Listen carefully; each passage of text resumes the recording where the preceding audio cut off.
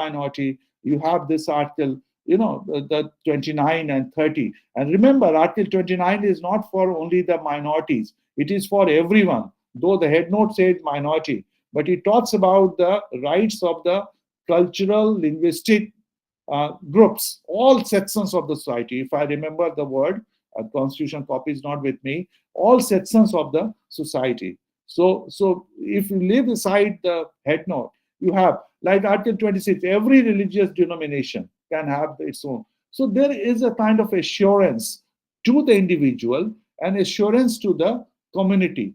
And Dr. Ambedkar, coming from a community which was historically marginalized, and he himself, as you refer to Gandhi would say, Mahatma Gandhi would say that, okay, 1932, even after, in 1931 Oxford lecture, Mahatma Gandhi says that if I would be in his place, I would be equally angry. I would be also, trying to not agree with the kind of a caste system which prevails in the society. In 1936 also, and Gandhi saying on the record, if you read Akash Singh Rathod, the book, he also refers that Gandhiji says that I have the highest regard for Dr. Ambedkar and his scholarship. He also says that with his scholarship, he could have easily settled down in Europe, but he chose to remain in India. And despite all the scholarship, he was subjected to humiliation and indignity. So the experienced thing.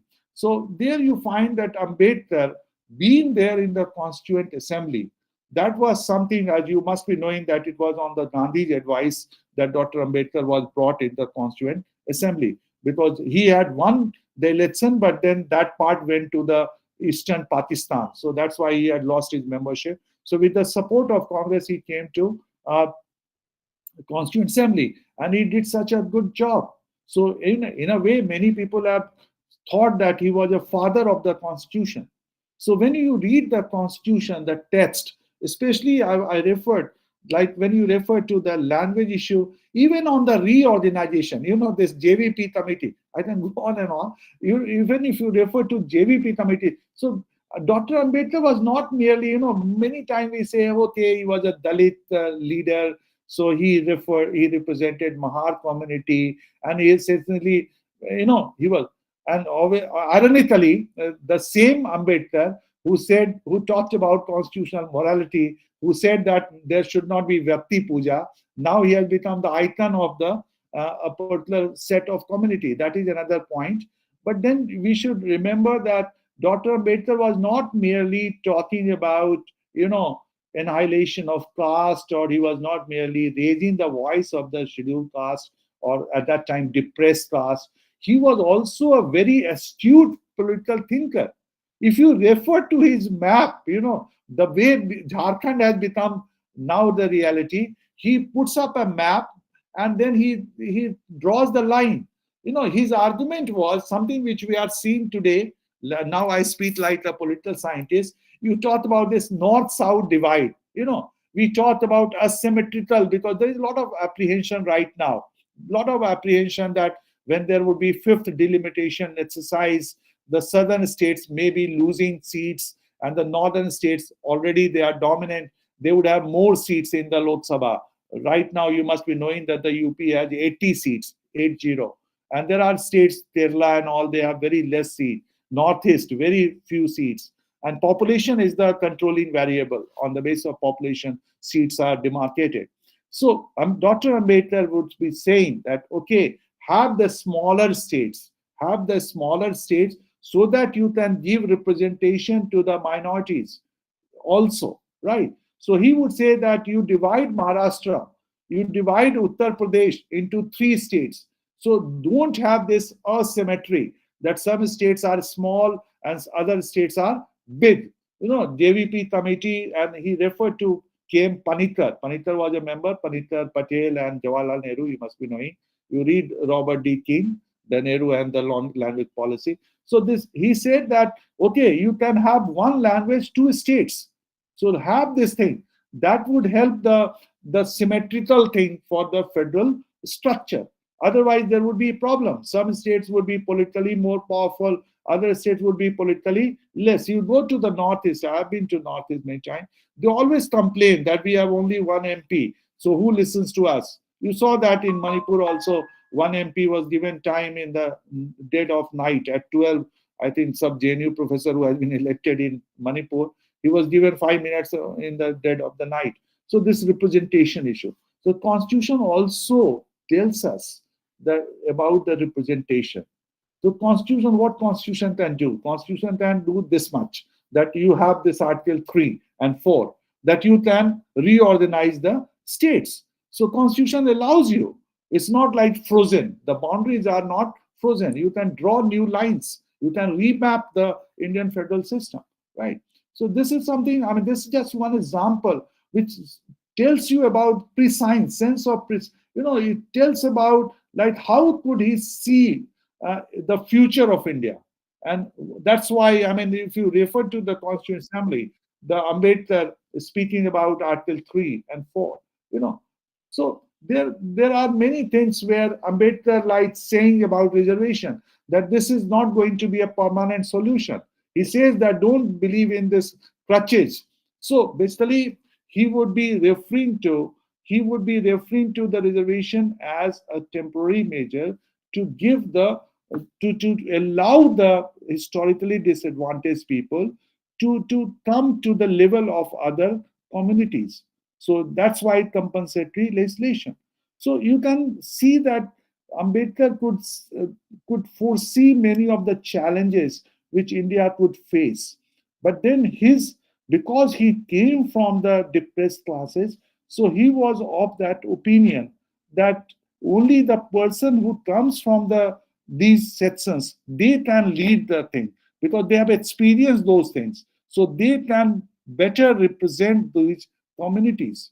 So that way you can see that vision probably has not been that has not really come to the reality, because you don't have right now in India, you don't have that kind of leadership coming from the lower sections of the society. And then what has happened is that if there are people who are talking about social justice, they are not really talking about social justice. They are basically using it for getting political dividend, which is very shameful and which is very, disturbing, and also having a catastrophic effect on the nature of India's democracy. So these points I wanted to make about so basically we can celebrate Ambedkar by remembering that, and by seeing the Constitution, I'm just finishing, by seeing the Constitution as providing the language of rights, as providing us the vision for our country, for also standing up for the most exalted liberal principles, the principles which not only ensure the rights of the individual, but also talks about the rights of the rightless people, as Upendra Batsi would like to remind you. And Constitution provides us as a prescriptive document, not only as a kind of a the document which enforces. It also gives you a prescriptive document, gives you a sense of morality, how to go about it, and how to enrich your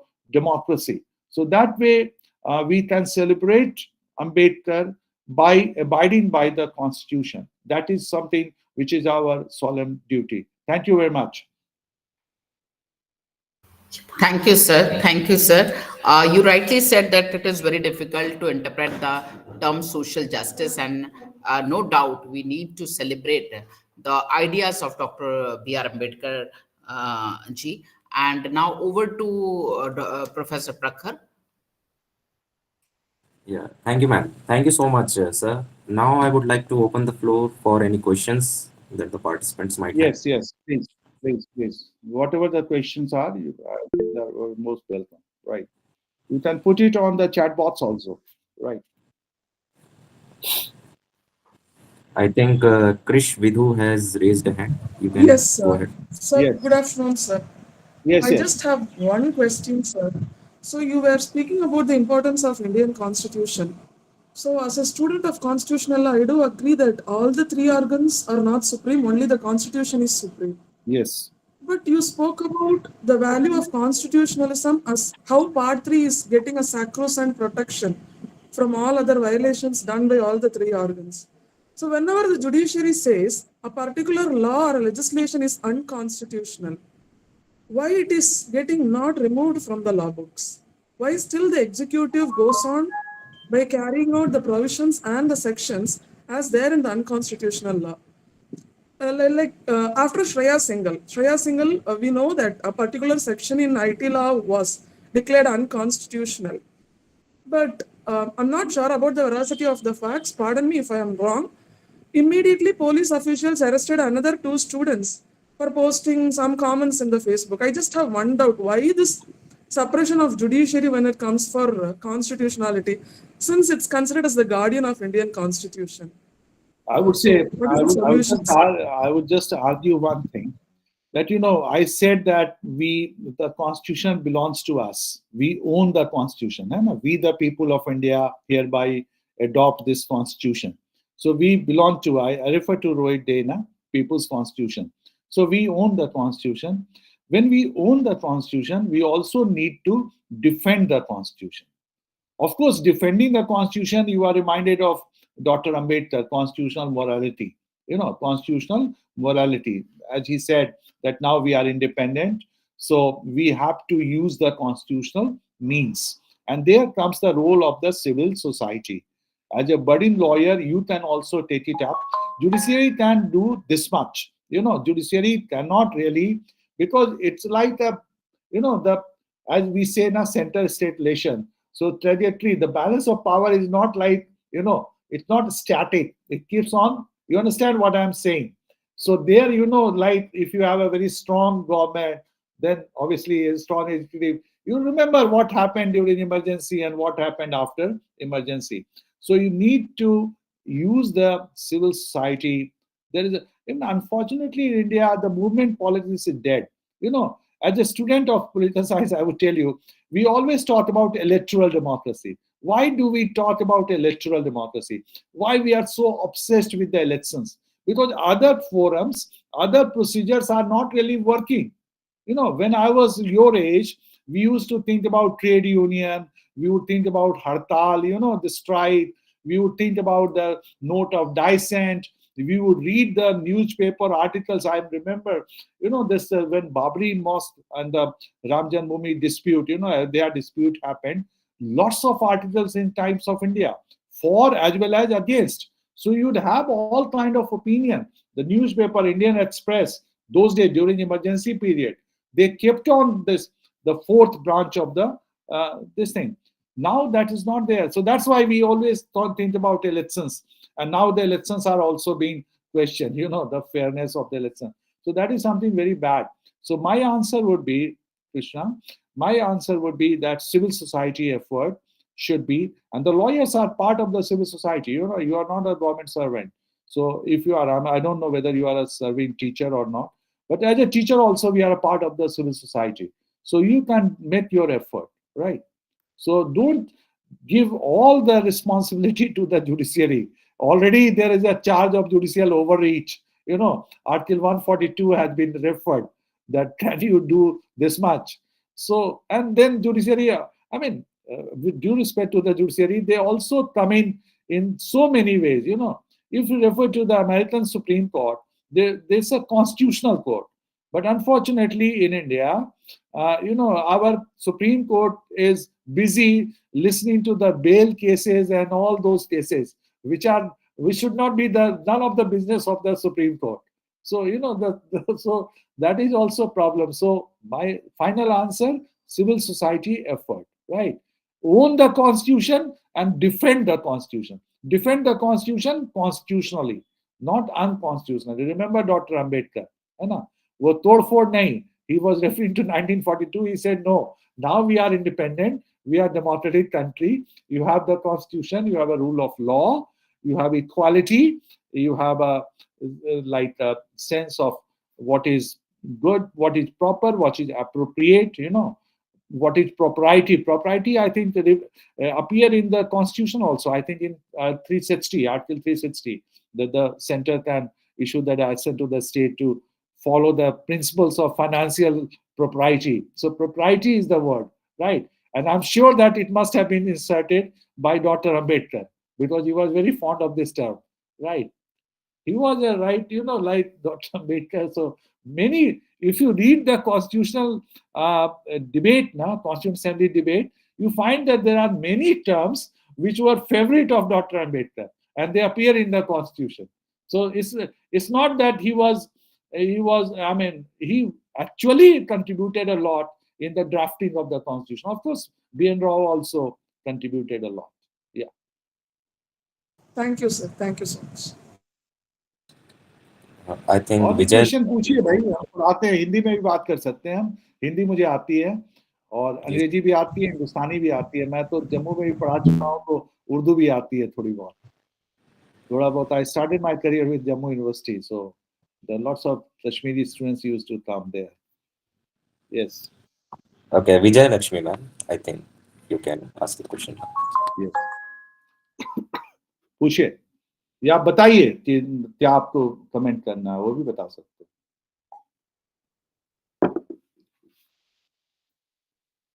Any question, anything? Ma'am, Vijay, ma'am, you are muted right now.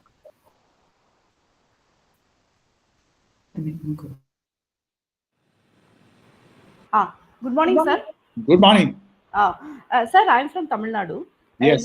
We talk about social justice to a greater extent. Yes. We all know that. You had the And this is- self-respect movement and justice Yes, party. sir. Yes. Yes, sir. Sir, in that case, this, as you said, that the delimitation the population, regarding the population, if our parliamentary seats gets reduced, sir, in future, will it really get reduced? Or if it is so, how far that we can set that to, especially to achieve the social justice in that case? Because population control, we did it to the greater extent.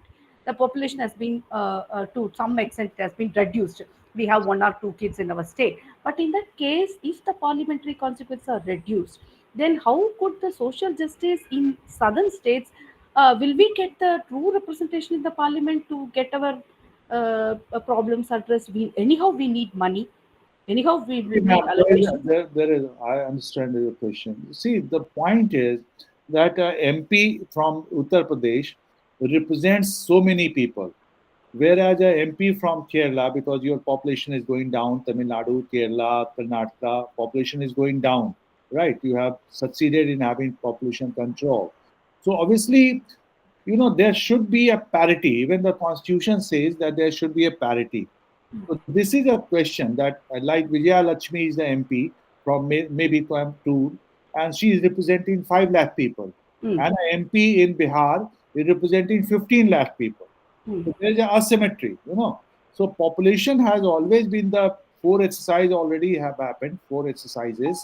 So there have been a kind of symmetry. The constitution also says, if you read Article 87 and all, Article 87 and all, there should be symmetry. As nearly as possible, there should be a parity.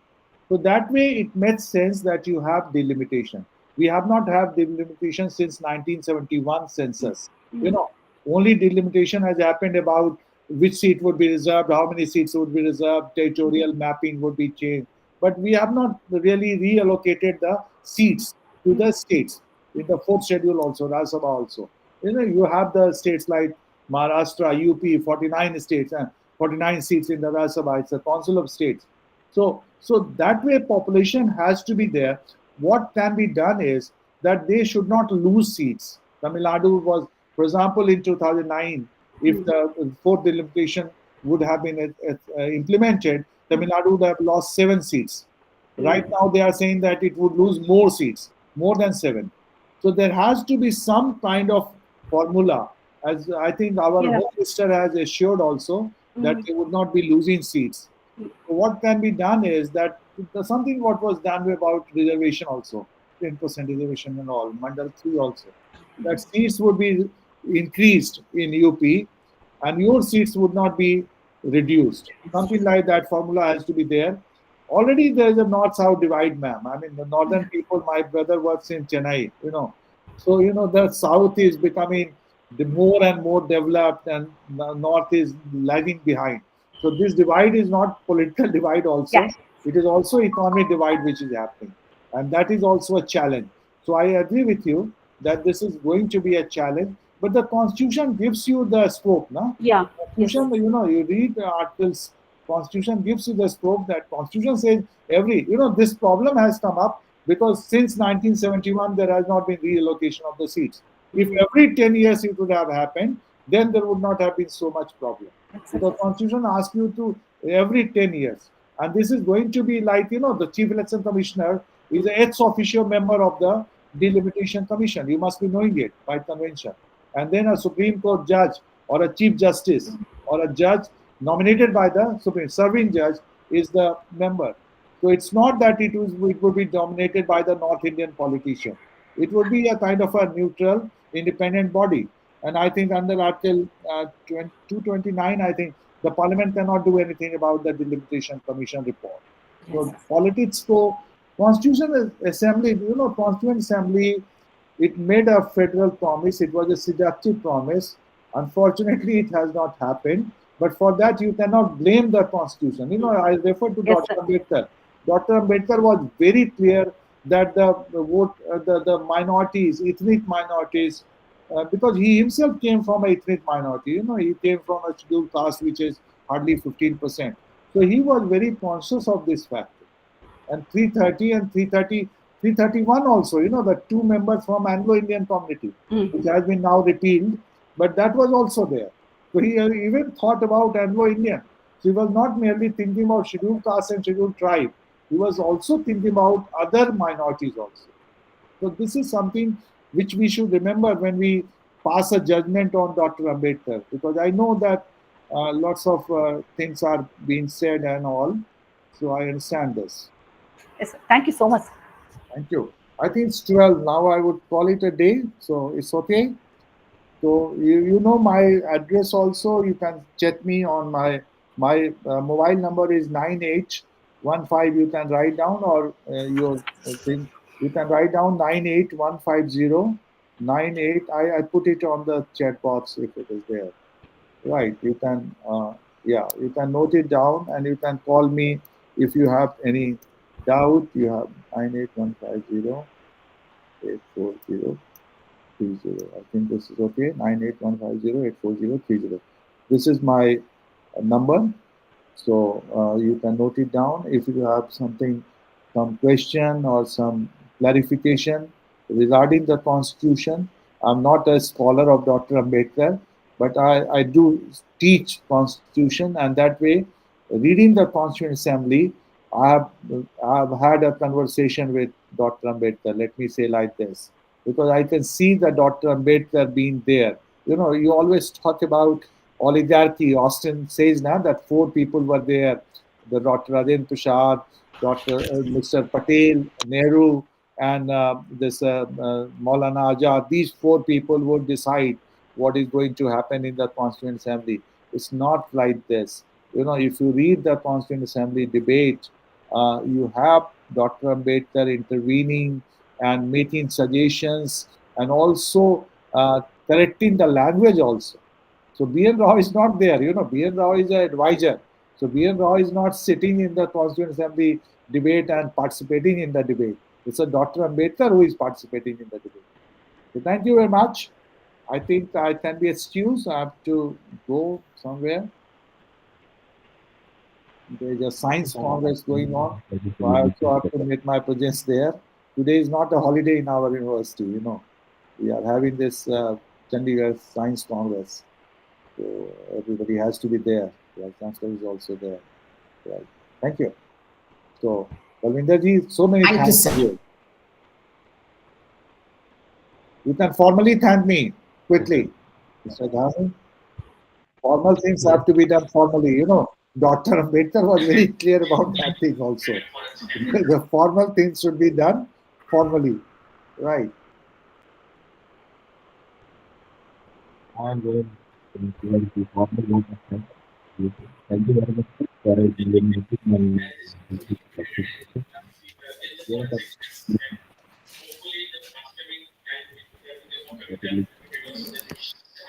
Prakhar is not audible.